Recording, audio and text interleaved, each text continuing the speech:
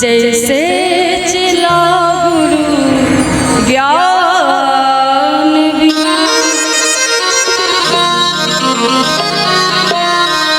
कि मथुरा से हम बिना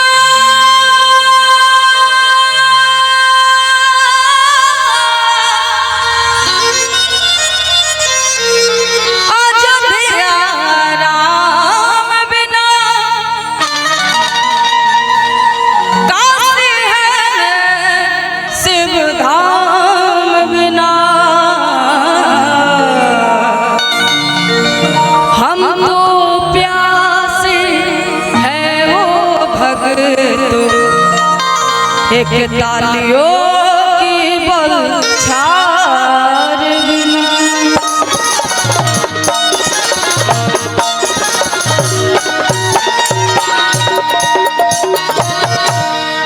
कि सूर्यों ने सरसत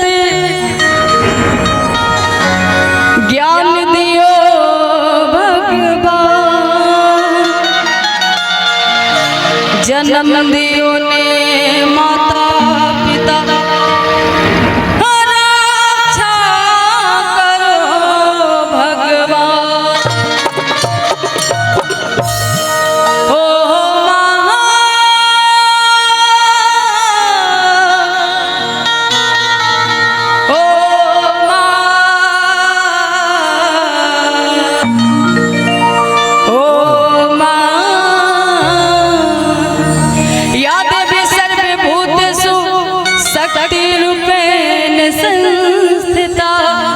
नमस्ते से नमस्ते से नमस्ते से नमो नमः। हम चाहेंगे कि 5 मिनट खातिर इस महफिल को आप लोग दरबार समझिए और एक बार सब लोग दोनों हाथ उठाएंगे, एक बार जयकारा लगाएंगे, उसके बाद में बिल्कुल नहीं लगाएंगे। आप लोग जो फरमाइश करेंगे वही सुनाएंगे।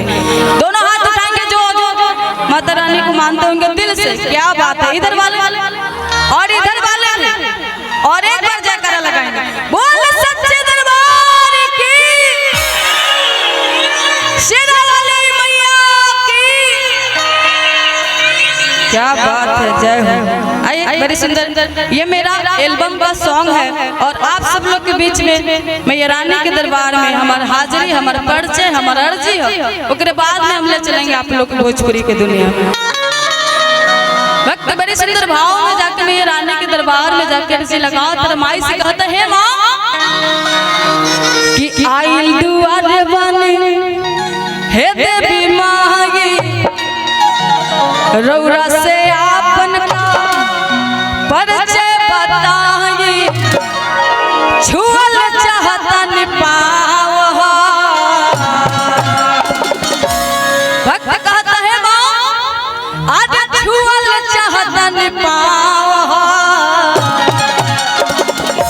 आदित्य आदित्य आदित्य नाम बा, आदित्य नाम बा, या नाम हो आदित्य नाम हो, आदित्य नाम बा, आदित्य नाम हो। या नाम हो आदित्य नाम हो।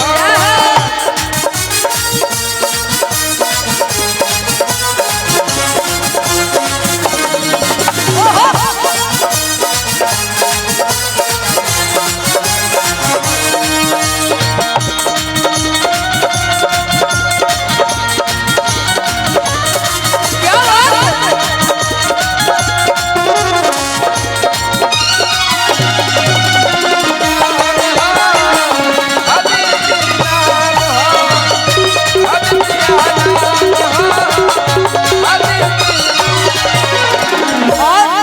भक्त बड़े सुंदर मीठा मीठा भक्त जाकर जी लगाओ तर माई के दरबार में जाकर जी लगा के कहता है माँ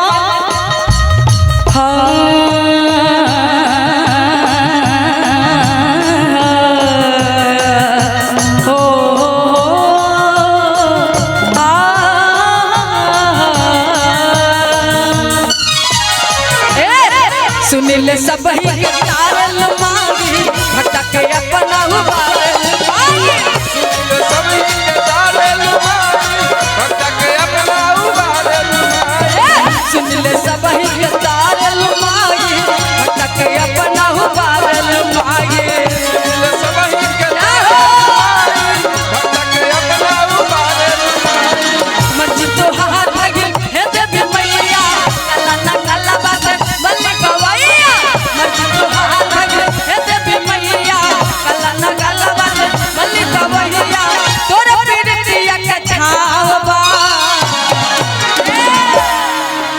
भक्त कहता कि तोहर प्रीतिया के छावा।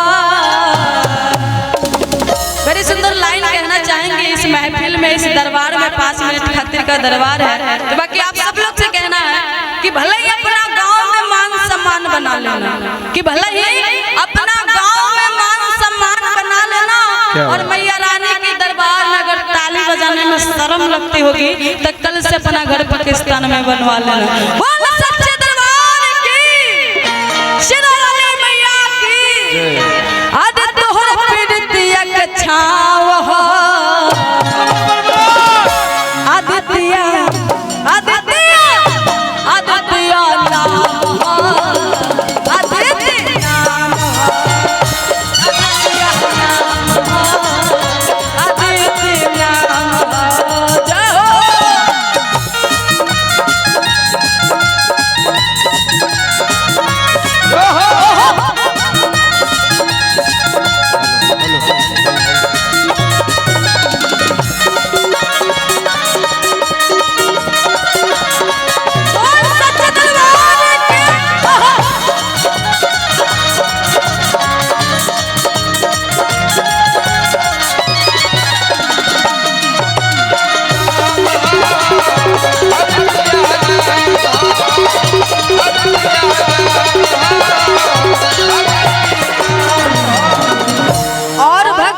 आगे के बाद चलते रहेंगे, कहाँ भूल जा रहे हैं आप।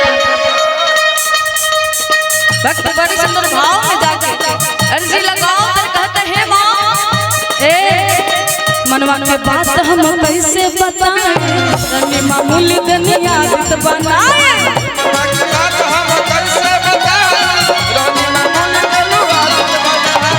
मनवा के बात हम कैसे बताएं, रनी मामूली दुनिया हेलो कि मना के बात हम कैसे बताएं, रहने मामूली दनी आदत बनाए। क्योंकि आप ही लोग का थोड़ा प्यार आशीर्वाद से आदित्य नाम से लोग मुझे जानते हैं। नहीं तो पहले तो हम स्कूल में जब पढ़ रहे थे तो उस टाइम में लोग मुझे मामूली करके बुलाते थे घर वाले। बाकी लिखने वाले बड़ी सुंदर लाइन लिखे और बताए कि मनवा के बात हम कैसे बताएं, रहने मामूली देनी आदत बनाए। मर्जी तो हार भइल हे देवी मैया, काला न काला बाटे मल्ली गवैया, तोरे प्रीतिया के छावा आज तोरे प्रीतिया के छावा आदित्य आदित्य आदित्य